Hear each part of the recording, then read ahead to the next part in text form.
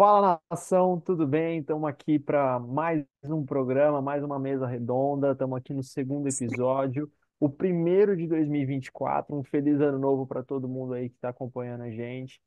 Para o programa de hoje, a gente trouxe uma pessoa muito especial, mas a gente vai falar dele já já. Primeiro, vamos apresentar os nossos outros participantes da casa. Vamos falar dele primeiro. João Lucas, o nosso tio. Como é que você tá, João? Beleza, Lucas? Beleza, André? Você já falar com o nosso convidado. Prazer estar falando com vocês. Feliz 24 para todo mundo e vamos que o Nação tá cheio de novidades na área. Vamos, é só o primeiro programa do ano e tem muito assunto hoje, ainda tem para sobrar para depois ainda, mas estamos com o nosso participante ainda do primeiro programa que estava com a gente lá, o André, Andrezão. Como é que você tá, André? Fala, Lucas. Fala, tio. Estamos começando com tudo 2024. Vamos nessa. Então bora. Agora acabou o suspense, agora acabou toda a ansiedade. Vamos apresentar o nosso convidado de hoje, ilustre convidado. Muito obrigado por estar aqui. O nosso zagueiro, ex-zagueiro, né? Kleberson Souza. Como é que você está, Kleberson? Tudo bem? Muito obrigado pelo convite, por ter aceito o nosso convite. Boa noite, todo mundo aí. Boa noite, nação. E aí, galera, boa noite, Lucas. Lucas, né? Hoje Lucas. eu tô encrencado, dois Lucas. Aí já viu, né? Valeu, boa noite aí, André. Um prazer estar aqui com vocês, né? Participando desse programa, né? E ter certeza que já é um sucesso, né? E para mim, estar participando é uma honra. Obrigado mesmo, todo meu coração. Pô, a gente que agradece. E para começar, para quem não conhece, quer falar um pouco da carreira do nosso Kleberson aí. Que rodou, hein? Rodou clube pra caramba aqui no Brasil, jogou um pouco lá fora também. Mas vamos falar um pouquinho da carreira dele. Vamos começar falando do Bahia. Você fez uma basezinha ali no Bahia, Botafogo. Como é que foi o início da sua trajetória lá desde menininho, quando começou a sua ideia de querer ser jogador de futebol, até chegar no Bahia, Botafogo, onde você fez suas categorias de base? Conta um pouquinho pra gente dessa história. A história é rica, né? Eu nasci num subúrbio em Salvador chamado Rio Sena, né? O Alto da Terezinha, eles misturam tudo, né? Loteamento, tudo um nome só, mas mais conhecido no mundo afora aí do Brasil como Periperi, onde veio o Araqueto, Oséias, Vampeta nasceu ali em Plataforma, então saíram alguns jogadores ali, o Neridal, saíram alguns jogadores ali de Salvador, né? Mas a minha história é muito rica, né? Eu nasci numa família muito pobre, né? E minha mãe criou ali 12 filhos, né, sem pai. E minha mãe era nossa mãe e pai. E a gente teve uma infância muito difícil. E eu tive a sorte, né, de estudar num colégio chamado Colégio Andrade. Nesse colégio tinha um professor de educação física chamado professor Elias, que a minha gratidão por ele é eterna, né? E eu sempre que eu tenho tempo, ele está aqui nos meus contatos, eu sempre mando uma camisa, uma grade, uma coisa assim para agradecer o que ele fez por mim. E na educação física eu sempre fui primeiro em tudo, né? No atletismo, em tudo, era primeiro em tudo. E tinha muitos jogadores lá melhores que eu, até no meu bairro meu tinha jogadores melhores que eu em pelada, mas talvez eles não tinham a mentalidade que eu tinha, né? Vencedora que eu tinha. E isso fez um pouco a diferença. E ele me fez esse convite para fazer um teste no Bahia. Logo a princípio, no primeiro dia de teste, eu perdi o dia de teste, né? O meu irmão, eu vestia a camisa do meu irmão e ele ficou bravo, foi no ponto de ônibus, rasgou a camisa, eu perdi o treino. E aí eu fiquei me escondendo desse professor meu na escola, né? Não queria ver ele porque perdi o dia do teste. Um belo dia eu estava passando, escondido para ir para a classe, ele me deu um grito. Onde é que olhei para trás, era ele, né? Que ele também é negrão também, né? Que hoje em dia já não pode nem falar negrão, né? Mas eu olhei para trás, era ele, e ele virou para mim e falou assim: não foi pro teste, eu contei a história para ele por inteiro, que meu irmão tinha feito, e ele me deu mais essa oportunidade. E eu fui naquela passarela ali do shopping, né, que o ônibus do Bahia passava bem ali. E minha primeira entrada foi com jogadores profissionais do Bahia da época, né, Wesley, Marcelo Ramos, Naldinho, aquele baixinho que jogou lá no Bahia. E eu tomei aquele susto, né, que eram jogadores todos de nomes, né, mas fui bem recebida, né, que tinha aquela mistura, os jogadores profissionais sentavam na frente e o pessoal da base sentava atrás, né, e tinha aquele sarro, né, de vai lá pegar água para mim, pegar um café para mim, juvenil, amacia minha chuteira que eu não quero pegar calo, né, e era aquela coisa gostosa. E eu passei num teste com 300 outros meninos, né, e no segundo teste passei de novo, no terceiro teste já foi mais difícil, porque tinha aqueles jogadores que eram da, os chamados jogadores que eram da sede, né, que os pais eram muito ricos, né, que tinham muitas condições, e eu era o único, eu lembro que eu era o único que não tinha muitas condições, e o teste foi na sede do Bahia, mas eu acabei também passando pelo teste, né, tinha muito físico, eu comecei como lateral direito, né, antes de virar zagueiro, eu era lateral direito, corria muito, então eles aproveitavam a minha velocidade, né, para ser lateral direito, e quando um belo dia, um treinador chamado Sapatão, né, ele me mudou, ele e Osni, né, um outro atacante que era do Bahia, chamado Osni, que era muito tradicional. Os dois, numa reunião, achou que, por eu ter muita força física, explosão, achou melhor eu virar zagueiro, e assim começou a minha trajetória de sucesso dentro do futebol. Você sempre gostou de. Sempre teve essa ideia de participar dessa linha defensiva ou você, quando você era molequinho, assim, lá com 6, 7, 8 anos de idade, vamos supor, você é atacante, queria ser atacante, meio-campista, o que você Pô, pensava? essa foi boa. Qual é o jogador de futebol que não começou sendo atacante? É, Tinha uma brincadeira no bairro e cada um tinha que chamar tem um nome, né? Eu, quando eu tava jogando, eu falava assim pros meninos, eu sou o Gary Lineker, Berlim, com inglês, né? cara branco lá da Inglaterra, todo bonitão, e o negão feio me chamava de Gary Lineker, acredita nisso? Mas é o sonho de todo moleque, né? Quando é pequeno, ser atacante, né? E eu tinha esse sonho, né? Por correr muito, eu achava. Ou se fosse no dia de hoje, né? Eu poderia até ser um atacante porque eu corria muito, né? Então hoje Uhum. se joga muito com as beiradas, né? O chamado wings, né? Então hoje talvez eu seria um bom atacante ali pela linha defensiva, era bem melhor, além de eu correr. Eu sempre fui muito viril, né? Sempre fui muito forte na marcação, sempre gostei de dar minhas porradinhas. Então não daria para fazer isso como atacante. Não é à Ah. toa que deu certo depois, né? Deu certo. Cleberson, como é que foi esse início no Bahia e depois, né, a passagem do Bahia pro Botafogo?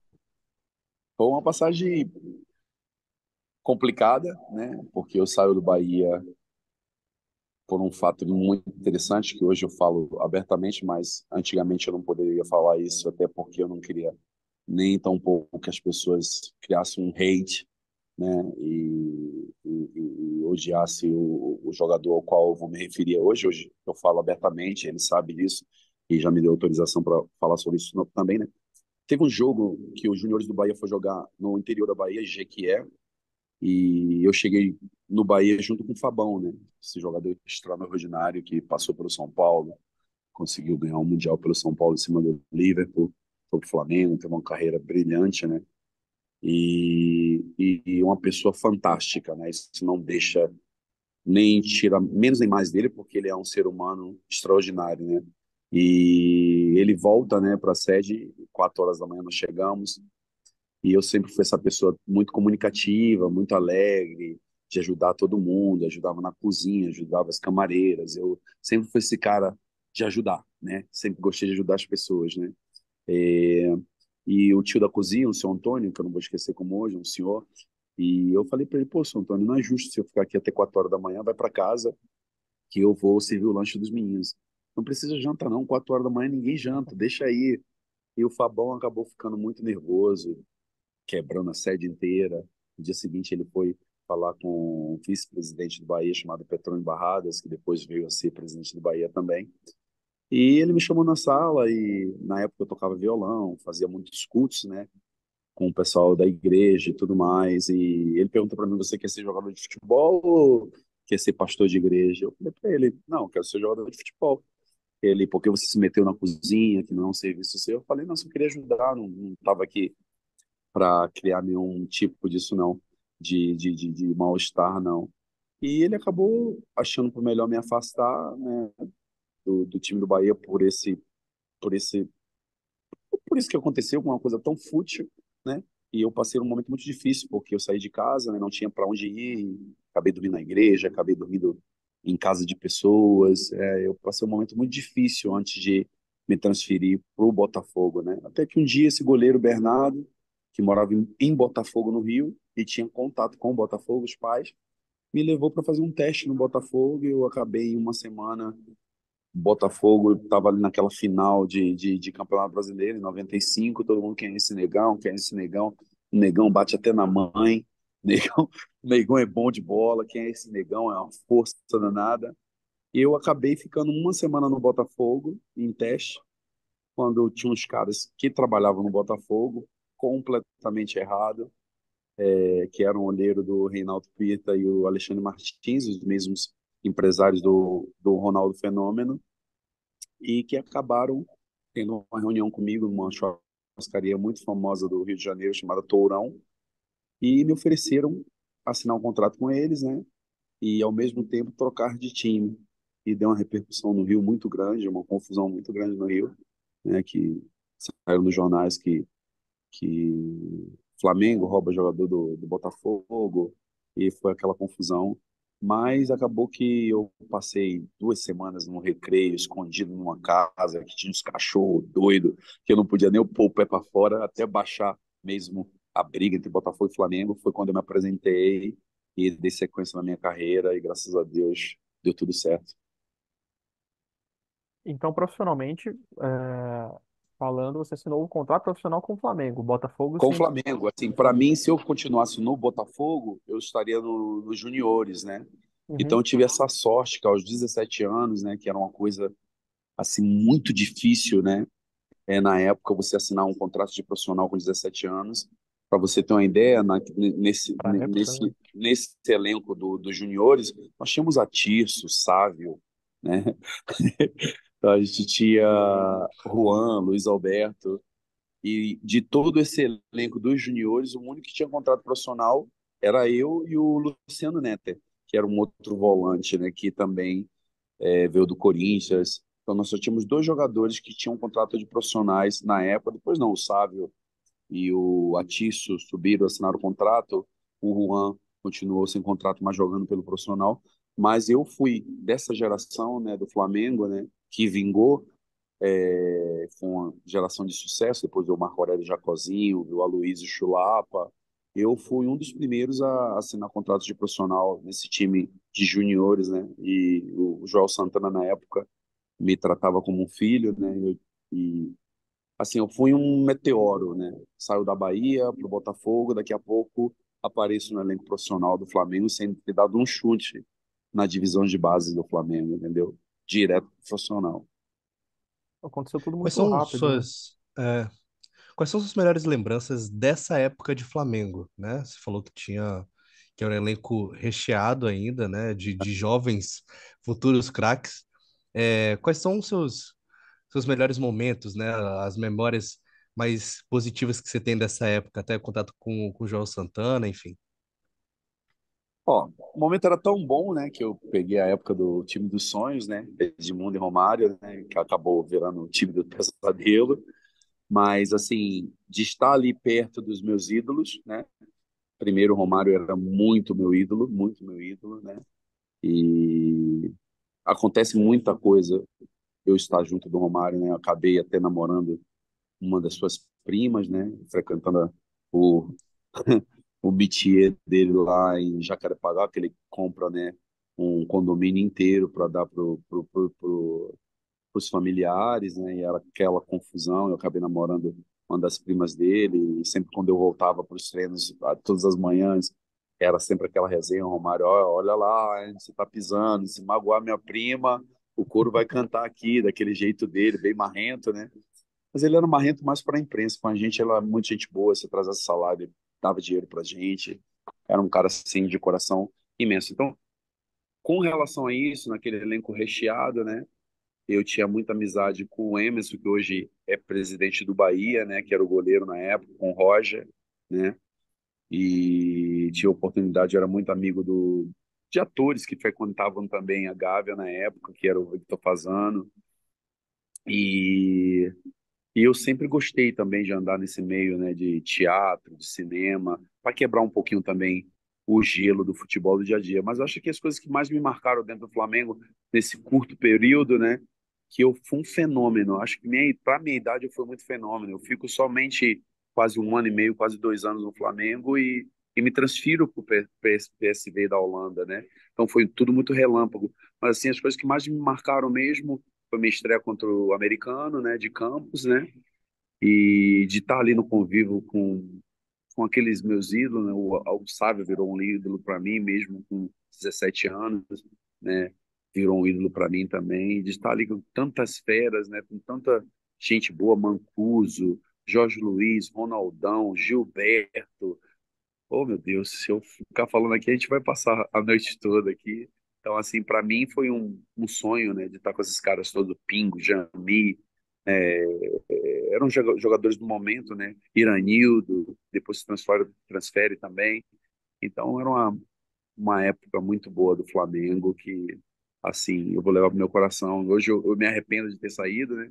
Estava muito novo, deveria ter ficado e curtido esse momento mais, né? Ter a oportunidade de jogar mais pelo profissional. Mas a vida me levou para a Holanda e foi um aprendizado e eu não reclamo disso, não. Entrando um pouco nisso que você falou, né? Você falou que hoje você tem esse arrependimento de ter saído do Flamengo muito cedo. Você acha que às vezes por conta de como tudo aconteceu muito rápido, saiu da Bahia, foi Botafogo, ficou uma semana no Botafogo, já foi pro Flamengo, já subiu no profissional, tinha toda aquela galera lá no Flamengo, o Romário. Você acha que isso talvez possa ter atrapalhado alguma coisa nas tomadas de decisões futuras, alguma coisa assim? Você acha que isso foi É, um fator que futebol não mudou, né? Que é pior, né? Porque hoje você encontra garotos, né, saindo até com menos idade do que eu saí, né, para ir para a Holanda, né? sim, E você acaba não maturando, né? Você acaba não tendo essa maturação. E eu, como cresci muito sem família, né, sem irmãos por perto, sem pai e mãe, você acaba achando que família você faz com amigos dentro do futebol. E você vê muitos jogadores brasileiros batendo lá fora e voltando, né? Porque chega lá, a cultura é diferente, né? A comida é diferente, os costumes são diferentes. Então, eu acho que clima. a maioria dos jogadores brasileiros que vão à Europa e volta é porque não se adapta à cultura, né? E uma coisa é você ir para a Europa quando tem 12, 13 anos, né? Que você está bem novinho. Outra coisa é você ir com 17 anos, 18 anos para a Europa. É muito difícil você se adaptar.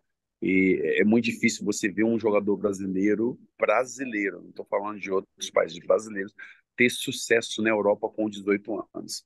Se nós formos puxar aqui, né, na nossa memória, um jogador brasileiro que com 17 anos fez sucesso na Europa, a gente não vai achar quase nenhum, né? Até mesmo o Vinícius Júnior, hoje, que é uma das maiores referências brasileiras, ele estourou com 20, 21. E É, jogou na segunda divisão, jogou no segundo time por um tempo, tanto ele como é, o Rodrigo, né? e foi para lá com Então, 18, né? o próprio Ronaldo, né, fez sucesso com 17 anos para 18 no PSV, mas a Holanda não era um país tão vistoso, né? Ele vai depois para o Barcelona com 20 anos, para depois da Copa, para fazer um pouco de sucesso. Então, eu acho que essa é a dificuldade que nós temos como jogador brasileiro, sair muito cedo para a Europa de adaptação. Até porque na Europa eles não acreditam que um jogador ganhe maturidade com menos de 20 anos, né? Na Europa, a mentalidade deles, o jogador só consegue ganhar a oportunidade de ganhar, está maduro com 20 anos para cima, né? Então, é a mentalidade deles. Eu estou falando isso porque eu tive várias experiências de não poder ficar. Nós vamos conversar sobre isso também. Mas eles não acreditam que um jogador de 17, 18 anos possa performar, nem sendo de fora do, nem sendo do país, nem tão pouco de fora do país. Eles têm esse cuidado de te lançar aos poucos, né? É, aproveitando, para você, como é que foi a sua ida pro PSV na Holanda? Minha ida para o PSV na Holanda foi muito boa. Eu chego, né, no PSV e com uma semana eu machuco, né? E os caras gastaram uma grana, assim, para me comprar, eu acho que na época 20 milhões de reais, né? Para me comprar do Flamengo para o PSV. E eu acabo machucando com uma semana. Teve um jogo amistoso, né, para mim apresentar a torcida. E eu lembro que eu tinha chegado na mesma época que o Marcelo Ramos, né? Esse centroavante brilhante que fez carreira de sucesso no Cruzeiro, no São Paulo, né? No Bahia. E eu acabo chegando junto com o Marcelo Ramos e tem um amistoso, né? Para apresentar tanto eu como ele. O Fábio Costa, que foi goleiro do Santos, também foi apresentado no mesmo dia.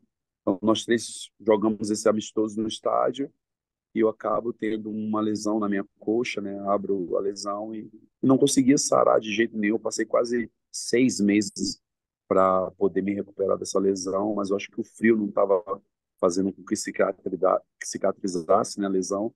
Então eu tive muita dificuldade. Então minha experiência no PSV se tornou mais social do que ter que jogar dentro de campo. E o time do PSV era fantástico, né?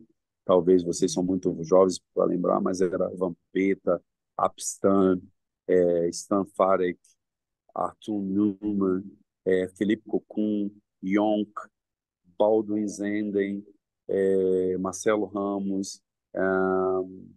Então era um time assim brilhante, né? Eu acho que eles chegaram à semifinal da UEFA Champions League em 96, além da gente ganhar o campeonato holandês, né? Eu faço parte do grupo, né, do campeonato holandês e mais triste por esse sentido, né, de não poder ter jogado e ter voltado para o Brasil frustrado, né? Isso me entristeceu muito, porque você volta um pouco desacreditado, né?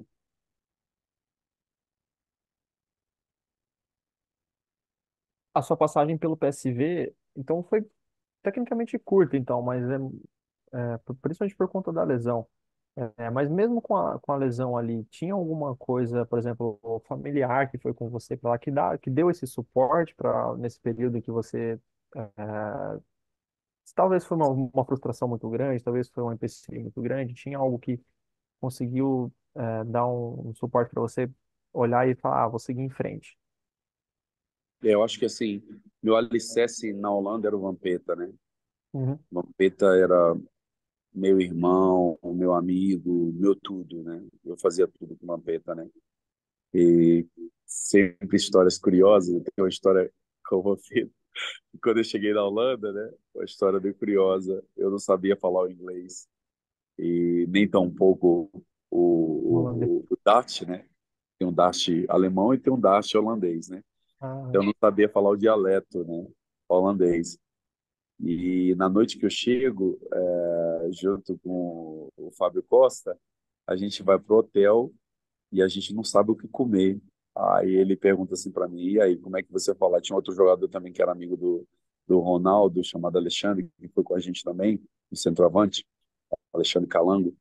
E aí eles perguntam, como é que a gente vai fazer para comer? Eu falei, eu muito gaiato, né? Eu falei, deixa comigo, eu vou, eu vou pedir o que comer aqui.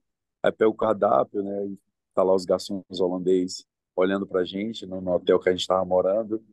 E aí o cara olha para mim, olha para nós três e eu faço mu.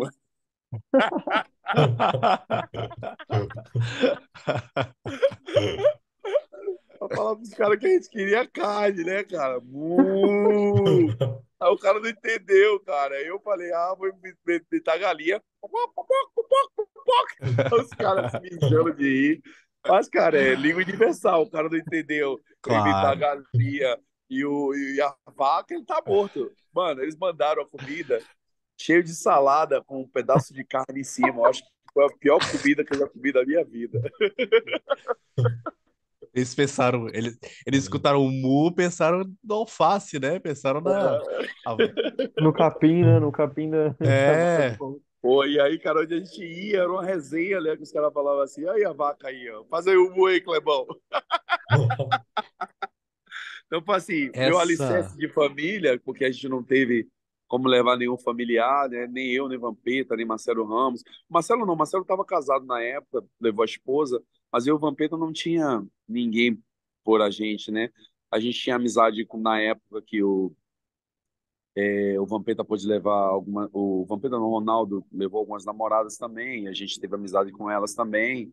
E assim, foi bom em termos disso, assim, mas a gente aprontou muito, principalmente eu e o Vampeta, a gente era solteiro, né?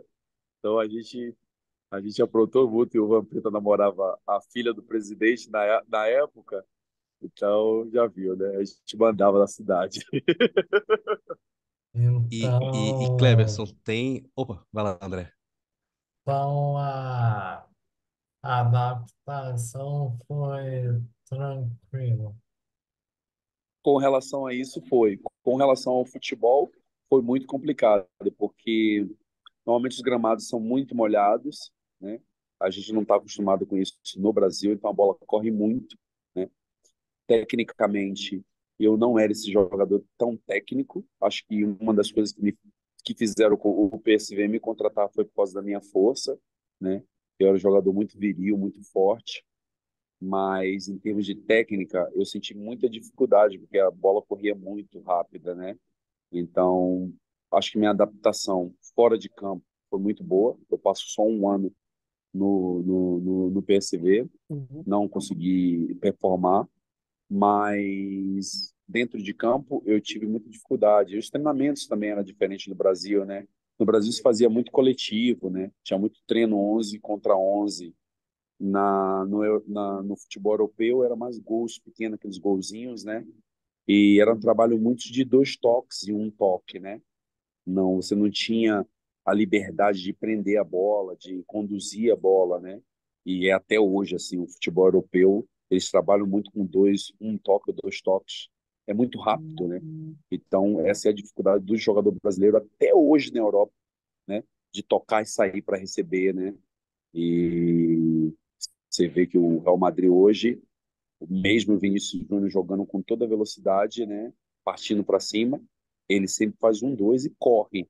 Você não vê ele sempre correndo com a bola, né? Então, até Sim. se adaptar a isso, entender isso, que eles não seguram muito a bola, ele não gosta do jogador brasileiro porque segura muito a bola, e aí você acaba perdendo um pouquinho dessas características do jogador brasileiro de segurar muito a bola, né? Lá se solta a bola muito rápido. O jogo é muito mais rápido do que o futebol brasileiro até hoje, nunca mudou, entendeu? Ah, sua pergunta, tio, você ia perguntar alguma coisa? Acho que ele travou, hein? Acho que ele travou mesmo. Pode ir lá, pode ir lá. Você deu uma travadinha? Pode perguntar o que você ia perguntar. Não, é sobre a volta depois, né? Você falou que passou um ano no PSV. Como é que foi essa volta para o Brasil? Como é que estava a sua parte física também nessa volta do PSV, saindo do PSV para o Brasil? Como é que foi essa readaptação, né, depois de um ano na Europa? Aí eu vi mais uma frustração, né, em cima disso, né, que eu volto em 97, né, mas não vou direto para o São Paulo. Eu passo um período de teste em Barcelona, porque o Ronaldo tinha acabado de se transferir do PSV, né, e pelo fato de a gente ter os mesmos empresários, o Reinaldo Pito e o Alexandre Martins, os caras apostavam muito em mim, tinham muita confiança em mim, mas eu me sentia não preparado ainda. Eu me sentia muito verde, né? 18 anos de idade, né? Tava muito verde, né? E assim, no futebol brasileiro tudo é muito rápido, né? E não é rápido para você maturar, é para os caras que estão te gerenciando ganhar dinheiro, né? Naquela época a gente não tinha essa questão de, meus 10%. Não, os caras queriam muito só ganhar dinheiro em cima de mim e ganharam muito dinheiro em cima de mim, né? Nas transferências. Eu lembro que eu vou para o Barcelona quando eu volto, né? Eu passei acho que uma semana ou duas. no Brasil, frustrado, né, por não ter dado certo. Fico ali no Rio de Janeiro um pouco perdido, vou a Salvador também um pouco perdido, né? Todo mundo me olhando com aquela cara ali, não conseguiu, a gente já sabia, não tem potencial, nunca ia ser jogador de futebol, vai voltar a trabalhar de ajudante de pedreiro, picolezeiro, essas coisas que eu já fazia antigamente, né? Borracheiro. E te passa um filme quando você passa, quando uma frustração dessa acontece, né? Mas em 2 semanas eles conseguiram um teste para mim, mas outros dois jogadores chamados Agnaldo e Alex, e nós fomos. Eles acharam, né, por algum motivo que eu não dei certo na Holanda, porque eu fui sozinho, né? Então eles me mandaram com mais dois jogadores para o Barcelona da Espanha para fazer um teste. E assim, mais uma vez, eu vou tão afoito, né? Eu sempre fui muito afoito, sempre fui muito afobado, né, nas jogadas, eu sempre fui muito viril, sempre fui muito forte, né? Eu era sem freio, né, como os meus treinadores falavam, não tinha freio, não sabia a hora de parar. E aí eles tinham um treinamentozinho no Barcelona que era de cabeça, passava de cabeça um pro outro. Cara, eu vou e meto a cara assim de cabeça na cara do cara e rasgo a cara. Tenho que ir para um hospital em Barcelona. E mais uma vez, outra frustração. Mas eu já volto para o Brasil direto para São Paulo, sem respirar, entendeu? Já volto num voo da Espanha, direto para me apresentar no São Paulo, com contrato assinado. E é outra experiência bacana, né?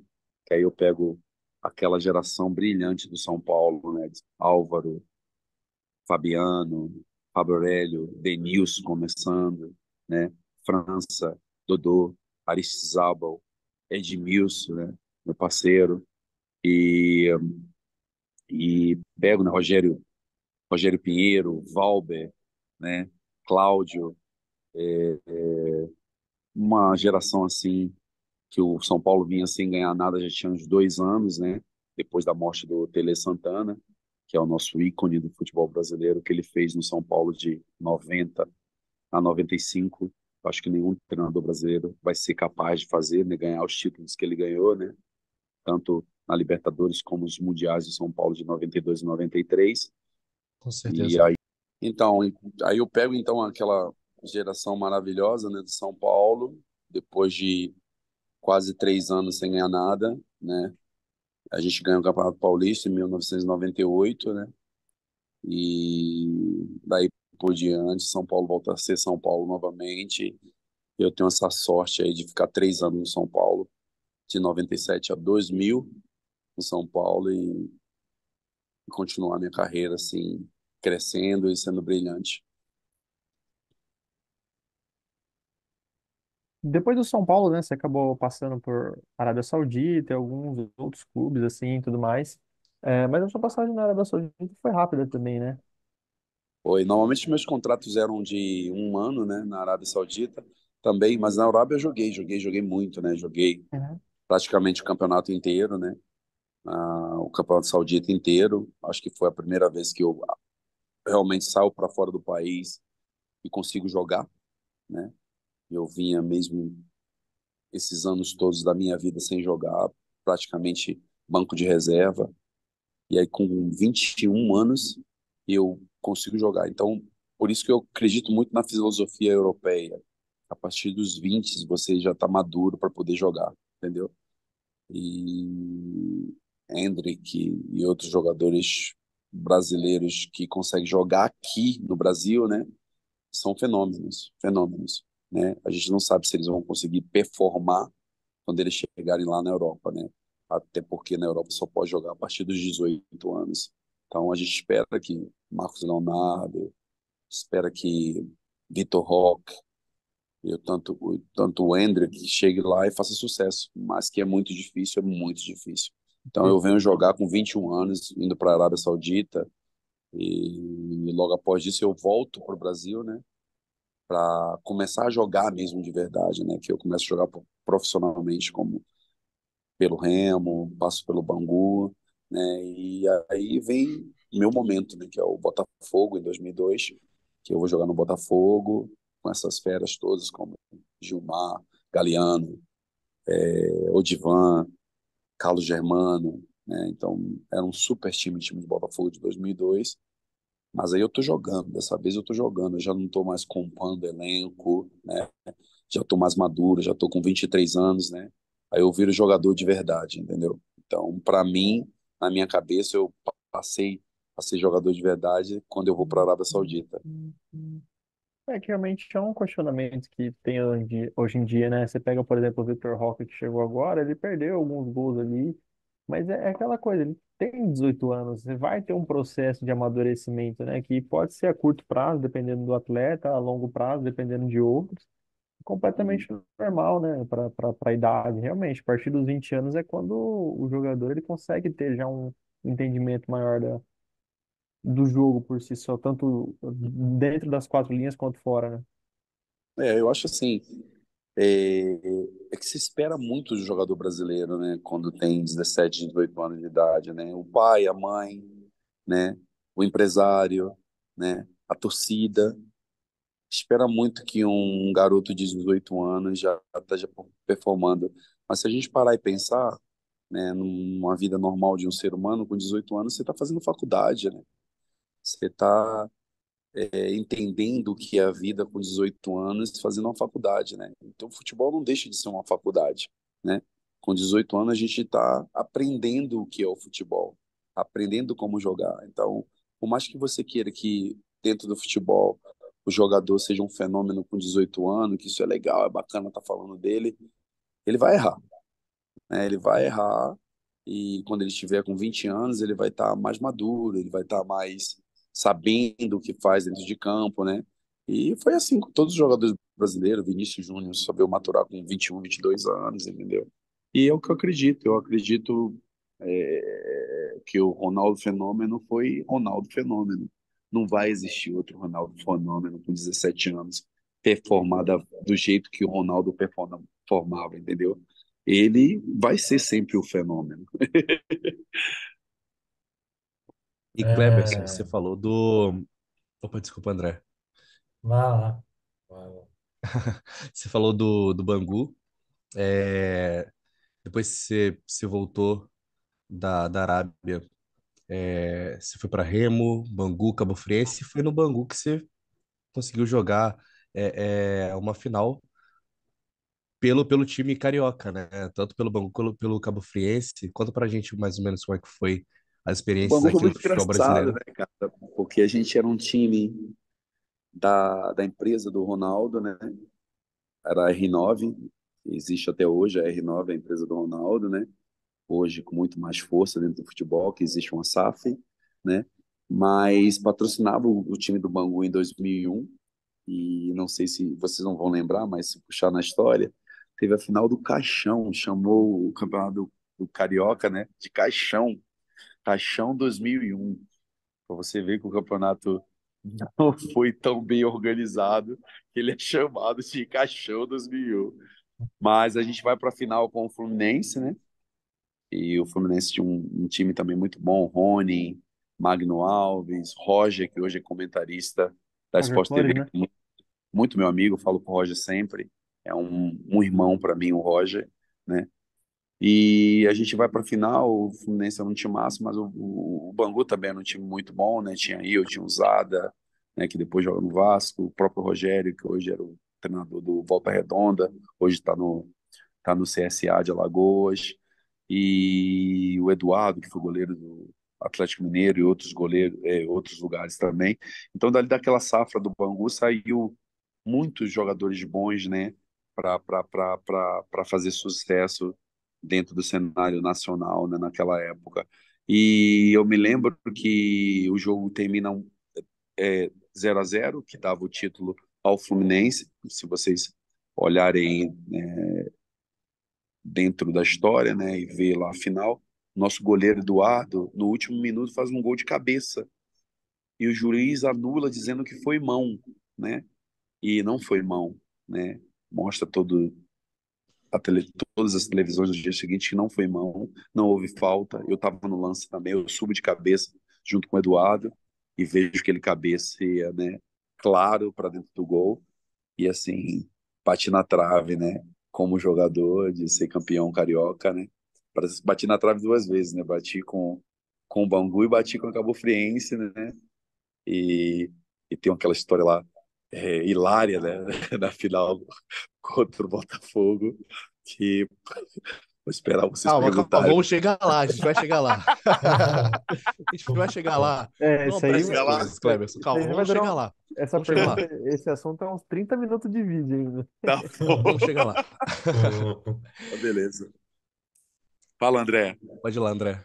É, então, saindo um pouco agora, hoje em dia o Brasil quer muito trazer o esquema da Europa para cá. O que você acha disso? Eu acho péssimo, né? Perdemos a nossa característica, perdemos a nossa identidade, né? Ainda existe clubes brasileiros que preservam por isso, né? Mas se você pegar o futebol brasileiro num todo hoje, né, não temos mais a nossa característica que era mais importante, que eram os nossos meias, né, que faziam o futebol mais vistoso, né? E hoje morreram mataram esse futebol vistoso, né? E hoje você pega os meias do Brasil, né? Temos muito pouco, né? O Renato Augusto, que já de uma geração já mais velha, né? O próprio Ganso, né? E ainda existe ainda o do Palmeiras, o Veiga, né? Que ainda sobressai, o próprio Everton Ribeiro. Então você vê que a gente tem os nossos meio-campistas bem envelhecidos, né? Os talentos, os criadores, né?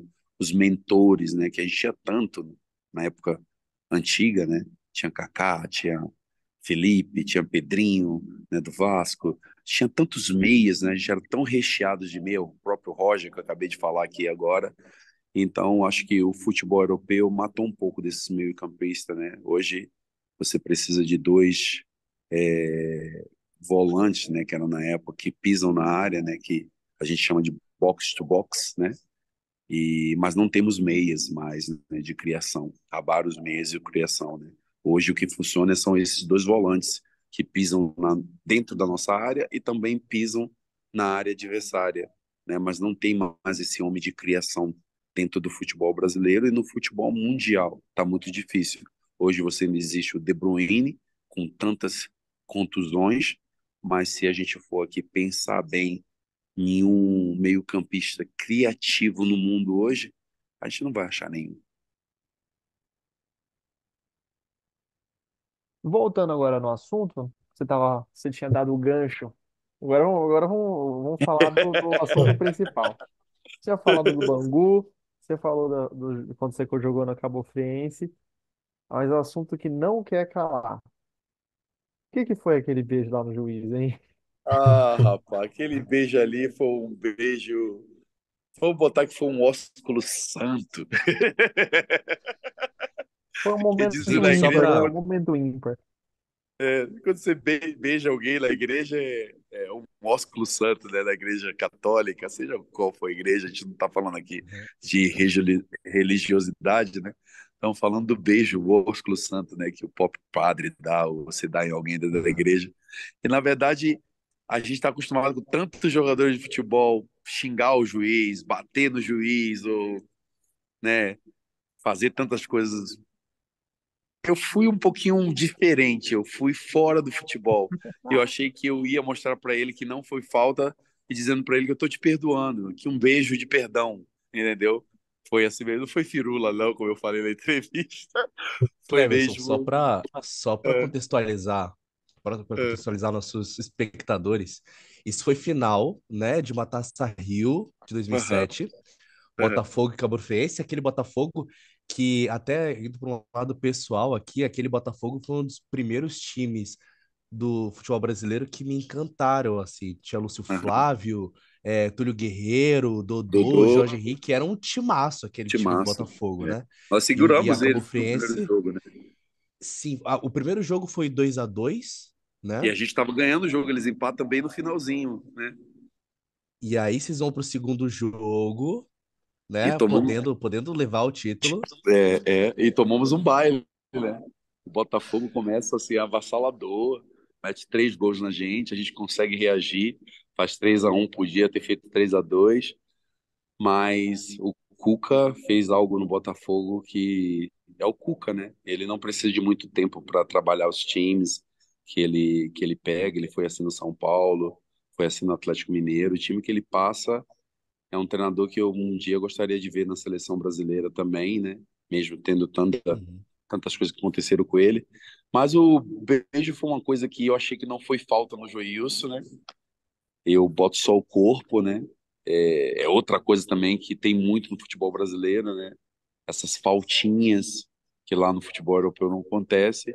Eu acabei dando um beijo nele, repercutiu no mundo inteiro, e eu acabo ficando conhecido no mundo inteiro por causa do beijo, né? Como várias musiquinhas, beija eu, beija eu, beijo. E, cara, Tive, foi tão tive, espontâneo. não, eu tive ligação É, de Marisa Montes, eu tive ligação de um grupo que também canta uma música, aquele beijo que eu te dei, nunca mais te esquecerei. Os caras me ligaram para gravar uma vinheta comigo, e assim, só não foi muito adiante porque eu não quis a chacota, né? Eu fui convidado na época para vários programas, né, de televisão, a Sport TV, o Milton Neves, e me ofereceram dinheiro para ir em cada programa, e eu não quis mesmo, eu não quis. O Biraci ficou muito chateado na época comigo, que foi o árbitro que eu beijei, porque ele teve proposta de R$ 5.000 para ir na TV Bandeirantes, de ganhar R$ 5.000 para falar sobre o beijo, mas só que assim, a minha carreira não se resumia aquele beijo, entendeu? A minha carreira tinha muito mais. Eu não queria virar palhaço de diversão na televisão.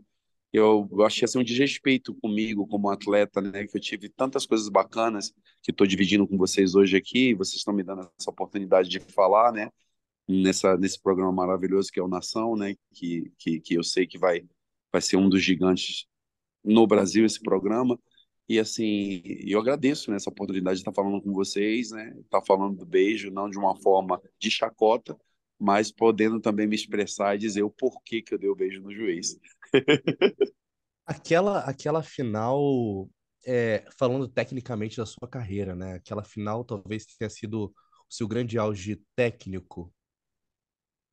Foi meu momento, né? Meu momento de maturidade. Eu estava com praticamente 28 anos, né? E que tanto depois disso eu vou para a China, né? Também não gosto da China, não jogo na China. Depois vou para a Austrália jogar na Austrália no Wellington Phoenix e volto para o Brasil para jogar um curto período, um campeonato carioca no América e depois vou para a Tunísia, frustrante também, jogar pela Esperança da Tunísia, né? E achei melhor parar a minha carreira, né? Já estava com 29 anos, muito cedo, parei de jogar muito cedo, né? Fui jogar umas ligas pequenas, menores ali na Austrália, mas futebol para mim foi muito desgastante, foi muito cansativo, porque eu fiz muita coisa sozinho, né? Eu tive sempre sozinho, né? Rodei o mundo sozinho, não tinha parada, não tinha família, não tinha nada. Então sempre me senti muito sozinho. Então foi doído, foi ardido, e eu não aconselho ter uma carreira dessa que eu tive para ninguém. Eu acho que é bom quando você tem familiares e amigos ao teu lado para seguir, né, junto, mas graças a Deus eu venci. Isso eu tenho que agradecer todos os dias a Deus, porque foi gostoso. Eu conheci pessoas, tive lugares maravilhosos, conheci artistas, pessoas, celebridades, pisei em lugares que eu nunca imaginei pisar, fui em lugares que eu nunca imaginei. Eu rodei o mundo, né?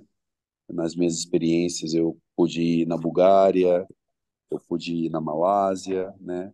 Pude ir à Alemanha. Então, tive esses momentos frustrantes, mas que eu também tive a oportunidade de conhecer jogadores assim, como, o australiano, o jogador australiano, que era um sucesso na época, que eu esqueci agora o nome dele, mas Viduka. O nome do jogador o centroavante Oh, era Viduca. Viduca. Conheci o James, que foi goleiro por muito tempo, maluco, né? Goleiro da seleção inglesa, quando estive no West Ham. Então, assim, essas coisas não se pagam, né? Essas fotos estão na minha memória e vai continuar para sempre. E agora, como está sendo essa transição de jogador para técnico?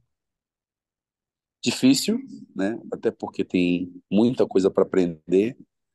É bom ver os treinadores mais novos vingarem agora, né? Como o próprio treinador que chegou agora no São Paulo, bem novo, né? Que fez Marquinhos. isso, que fez uma carreira de sucesso no Água Santa, um bom campeonato paulista, e que teve tanto sucesso, subiu com juventude, né?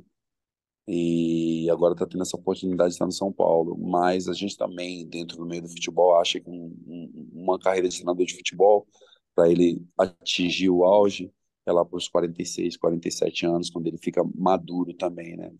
E tá estudando, né? Eu agora estou me especializando nos cursos da CBF, né? Antigamente não existia. Eu fiz os cursos da BTF. Agora estou tendo a oportunidade de estar no Brasil para fazer esses cursos da CBF também, né? Para poder, né? Estudar. Estou contando também uma novidade para vocês aqui em primeira mão. Me matriculei no curso de Educação Física, né? Pô, Vou que também legal. ser professor de educação física, porque eu acredito que o estudo é a forma que vai me fazer ser um grande técnico, né? Eu acho que sem o estudo eu posso ser só um bom técnico, mas com o estudo eu vou ser um grande treinador de futebol. Então, essa transição, ela demora um pouco, né? Mas a gente pede a Deus para nos dar paciência, é tudo no tempo certo, na hora certa, né? E eu estou estudando e vou me aprofundar nos livros, nas táticas, conversar com pessoas, fazer intercâmbio, né? Ter esses estágios que estão acontecendo na minha vida agora, nesse momento mesmo. Eu estou aqui passando por um estágio no SCA Brasil, né? Do Edmilson, jogador pentacampeão mundial, né? Então, são essas portas que estão se abrindo e eu podendo, né, aprender e crescer e com fé em Deus, daqui uns dias você vai ouvir falar aí do Cleberson aí, com certeza, como treinador. Maravilha. Quem sabe vai ser o técnico do Hepta, né? Porque o Dorival vai ser o do Hexa agora. Bacana, acredito. Dorival tem uma coisa que são poucos treinadores brasileiros que conseguem, né? Ele consegue reunir um grupo e desse grupo ele consegue tirar algo, né? Eu falo que o Dorival, ele além de ser um bom treinador, ele consegue formar uma família como foi o Filipão, né? Em 2002. Então, eu acredito muito que ele pode trazer o Hexa por esse fator, né? Paizão, agregar, né? Já conheceu o Neymar, por ser o primeiro treinador do Neymar no Santos, né? Então, eu acho que as coisas às vezes cooperam para o nosso bem, né? Imagina, o treinador que começou na carreira do Neymar é o treinador que vai terminar a carreira do Neymar. Então, tem tudo para fechar com chave de ouro, né? E a gente torce como torcedor brasileiro que isso aconteça. E quem sabe lá para frente vai ser o Hepta com o Clebão. Tomara, tomara. Pode. É, então, sobre dois jogadores agora que estão, um já saiu, o outro ainda vai. O que que você acha do Endrick e do Vitor Roque? Eu tenho uma opinião já formada desses jogadores há muito tempo. Eu acho que o Vitor Roque vai fazer muito sucesso, até porque ele está mais maduro que o Endrick, né? E eu acho que o Dorival vai dar uma oportunidade para o Vitor Roque também, na seleção brasileira, como o Marcos Leonardo. Eu acho que são os três centroavantes da seleção.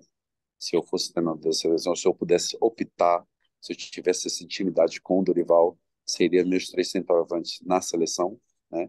porque de beirada a gente tem vários jogadores, o Rodrigo, o Vinícius Júnior, temos o próprio Martinelli, né, que está no Arsenal. Mas eu acho que desses jogadores que foram para a Europa, o primeiro a fazer sucesso, na minha opinião, vai ser o Vitor Roque. Por mais que ele começou agora perdendo gol, essas coisas todas, mas o Vitor Roque tem tudo para brilhar. Assim, na minha opinião, seria o meu centroavante na seleção também. E foi o que você Cleberson. comentou, né? Muito jovem ainda, então tem muita projeção. Muito tempo para amadurecer, para. Justiça. Cleberson, agora eu quero saber de você o seguinte. Pensa rápido, vou perguntar para você. Quero saber de você, de todos os jogadores com quem você jogou, treinou na carreira, com todos os clubes que você passou. Quero que você monte a seleção do Cleberson, dos melhores jogadores com que você esteve. Do goleiro ao atacante. Você pode fazer aí 4-3-3, quatro dois Você me quatro. deixou, Você você que me deixou manda. na sinuca de bico, hein? Vai ter muita gente me ligando, chateada comigo, mas vamos lá. Lá no Primeiro gol. goleiro é o Carlos Germano, né? Lateral direito, Paulo César, que jogou no Flamengo, hoje no PSG da França também, hoje é treinador feminino lá na França. Paulo César. Zagueiro, Edmilson, do São Paulo. Só. Z- Pentacampeão mundial. Zagueiro pela esquerda, Álvaro, também do São Paulo. Né? Lateral esquerdo, Fábio Aurélio, também do São Paulo. E volante, eu ia colocar o Mancuso, né? Marcão, que era do Fluminense, jogou comigo na Cabo Friense, né? E aí vem os meias, eu colocaria, que jogou comigo, que são um sucesso, né? Eu colocaria o Denilson como meia, que é onde ele começou, né? A carreira dele como meia, o Denilson. Na meia direita eu colocaria o Fabiano. E meus dois atacantes seriam Romário e Dodô. Só. Só, só, Ó, Só isso. só, E Mas, aí, só, então, pô, se eu fosse adicionar, teria o França, né? mas aí, François tinha que só. estar nessa. Tinha o Miller, tinha os caras aí fora de série também, né? Se eu fosse adicionar aí, seriam os caras que estariam na minha seleção também. alguém vai receber uma Deixou, ligação do Vampeta, hein? Deixei o deixou Vampeta de fora. Sávio. Deixou Deixei o Sávio Sábio de de fora. fora. É que é E, muita gente, cara. E e- não dá pra adicionar todo mundo, entendeu? Mas foram os caras assim que mais me marcaram. Eu acho que o Vampeta não entra nesse time meio, porque o Vampeta era lateral direito na época, né? Não era volante, não era esse Vampeta, né? Então seria assim uma injustiça eu colocar o Vampeta, porque eu não joguei com o Vampeta como volante, Como entendeu? volante. não, o Vampeta Isso. fica na resenha junto. Pô, Vampeta na resenha mato. E treinador, quem que seria o técnico dessa Meu seleção treinador aí? seria o Joel Santana, né? Com certeza com aquele inglês dele falso, né? Joel, Papai Joel, todo mundo pergunta assim: Papai Joel era bom treinador? Eu falo assim: não, era bom de resenha. Paizão, paizão, seria o Joel, com certeza. E agora, Clebão, mais um jogo rápido agora que a gente vai fazer. Vou falar aqui alguns campeonatos do Brasil e mundo afora. E aí você vai falar um bate-pronto. Qual time, qual seleção que você acha que vai ganhar esse título esse ano? Fechou? Beleza. Vamos lá. Quem você acha que. Vamos começar com o Campeonato Brasileiro. Quem leva esse ano? Flamengo. Flamengo? Copa do Brasil? Palmeiras. Libertadores? Eita, vai ser uma briga boa esse ano. Mas eu ainda acho Ano que tem. o Palmeiras ou o Flamengo, eu vou ficar no muro. Um dos dois vai levar esse ano. Vamos um pouquinho para Europa. Vamos de Champions. Quem que leva esse ano a Champions League? Cara, Champions League esse ano vai dar Manchester City de novo. De novo, o City. De O De novo, Bruyne, sim. De Bruyne voltou, vamos ver. Os caras, o Haaland vai voltar agora de contusão, os caras vão estar muito mais forte. E assim, vai ser Real Madrid, Manchester City e vai dar City. Nossa. E para finalizar as seleções, quem ganha a Eurocopa e quem ganha a Copa América esse ano? Ó, a Eurocopa vai de França, a França vai ganhar de novo a Eurocopa. Ganhar de novo. Ano passado não foi ela, mas vai dar França. E qual foi o outro? A Copa América. Copa América? Ah, meu Deus. Copa América vai dar. Vai dar Brasil, óbvio. Da O Brasil, Dorival tá ali, pô. Dorival. Óbvio que vai dar Brasil. Opa! Que pergunta é essa, esdrúxula? Não, vai E, dar e, um, Brasil. Copa América e, um Brasil. de, e um de bola de ouro. Quem leva a bola de ouro esse ano? Bola de ouro esse ano? Ixi, eita, meu Deus do céu. Lembrando que tem os jogos de Ah, seleção aí que interferem. não, mas esse ano dá Mbappé. Mbappé? Vai dar Opa! Mbappé. Tá carregando nas Mbappé. costas. Então é isso. Acho que a gente conseguiu falar bastante coisa, a gente conseguiu falar bastante da carreira do nosso amigo Kleberson aqui. Falamos de várias resenhas que ele teve ao longo da carreira. Tem alguma resenha ainda que você queira contar? Alguma coisa que você nunca contou para ninguém? Que você quer dar a primeira? Ó, Algum? desde Uma já inédita? eu queria primeiramente agradecer a você, o André, né, o Lucas, o Lucas Meco, o João Lucas, né, por ter me recebido aqui, né, por esse carinho de vocês, a simpatia de vocês. Obrigado pelo convite, né, e dizer para vocês que o que eu tenho de uma resenha para contar aqui, as nossas resenhas normalmente de futebol são muito pesadas, né? A gente não pode ficar contando todas elas, não. Mas eu tenho um fato assim bem engraçado que eu, Marcelo Ramos e Vampeta na Holanda, Eita. nós nos vestíamos de mulheres.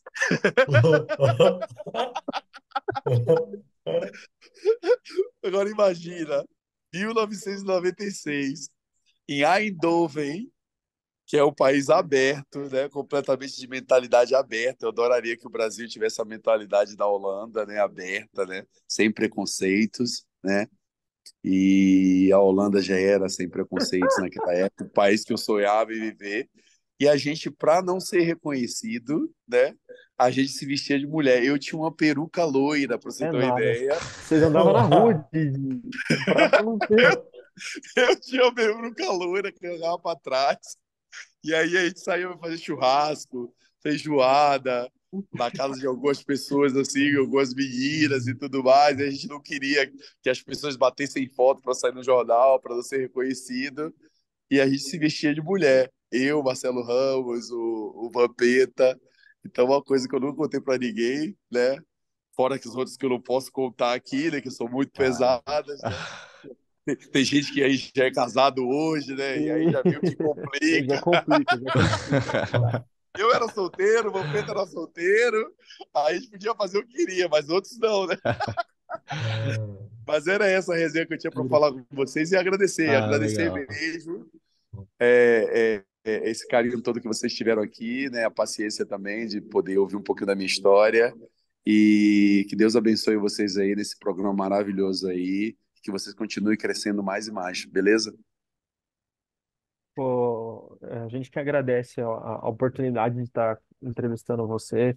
É muito bom também para o nosso público conhecer um pouco da história, um pouco dos bastidores aí, do que acontece na vida de um jogador de futebol, porque as pessoas acham que, o cara foi lá, transferiu, não sei o quê, não tem sentimento, acho que o cara não tem como acontecem as coisas, como pequenos detalhes interferem, então acho que isso vai agregar muito não só na nossa vida, mas na vida de quem vai estar assistindo. Então a gente agradece do fundo do coração por ter aceitado o convite, foi muito, muito divertido. Esperamos que tenhamos outras oportunidades, né, no plural, de entrevistar você, de resenhar com você, de marcar um churrasco um dia também, Vamos maravilhoso. sim. E é isso, Churrasco é muito mato. obrigado. Pô, demais, tomar uma ainda. Beleza, vamos sim, vou marcar assim. Obrigado, viu, gente? Beijo no coração de vocês Obrigado, aí. Deus Cleverson. abençoe. Agradeço, obrigado. Andrezão, Lucão, tamo junto. Valeu, tamo Abraço. Valeu, junto. valeu, obrigado. Tchau, Obrigado, tchau. galera. Tamo junto. Valeu. Tamo junto. Valeu.